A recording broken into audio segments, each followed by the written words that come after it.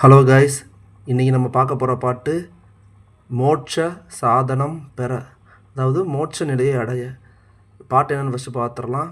நின்றும் இருந்தும் கிடந்தும் நடந்தும் நினைப்பது உன்னை என்றும் வணங்குவது உன் மலர்த்தாள் எழு தாமரையின் ஒன்றும் அரும்பொருளே அருளே இமையே இமயத்து அன்றும் பிறந்தவளே அழியாமுத்தி ஆனந்தமே.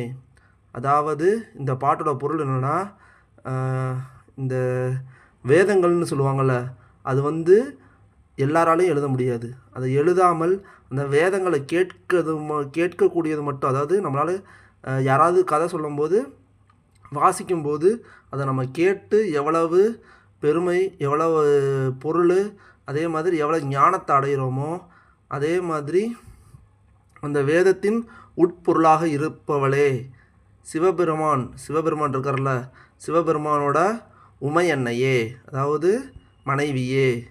அதாவது நானா நம்ம மக்கள், நான் குறிப்பிட்டு சொல்லணும்னா, நம்ம இப்போ யார் இந்த பாட்டு கேட்குறீங்களோ அவங்க.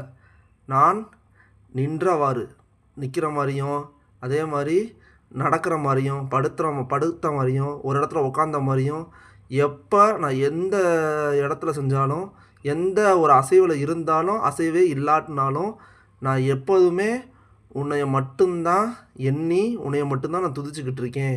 உன்னோட தாமரை போன்ற கால்களை, அதாவது திருவடிகளை என்றைக்குமே நான் மறப்பதும் இல்லை, நான் விடுவதும் இல்லை. எப்போதுமே நான் உன்னை சார்ந்து தான் இருக்கேன். எனக்கு மோட்ச சித்தியை தருவாயாக. அதாவது இறக்குற தருவாயில் இருந்தப்போ போது மட்டும் கிடையாது, நான் ஸ்டார்டிங்கிலேருந்து எண்டிங் வரைக்கும், ஆல்ஃபாலேருந்து பீட்டான்னு சொல்லுவாங்க, அதாவது starting point to ending point வரைக்கும் எப்பயுமே நான் உன்னை மட்டும்தான் நினச்சிக்கிட்டு இருக்கேன் அப்படின்றது தான் இந்த பொருள், இந்த பாட்டோட பொருள். அதான் இதன் பொருள், இந்த பாட்டோட பொருள்.